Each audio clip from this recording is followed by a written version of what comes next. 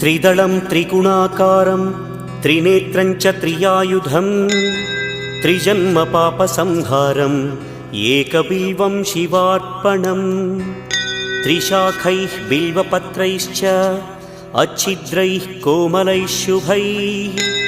तव पूजां करिष्यामि एकबिल्वं शिवार्पणम् कोटिकन्या महादानं तिलपर्वतकोटयः काञ्चनं शैलदानेन एकबिल्वं शिवार्पणम् काशीक्षेत्रनिवासं च कालभैरवदर्शनं प्रयागे माधवं दृष्ट्वा एकबिल्वं शिवार्पणम्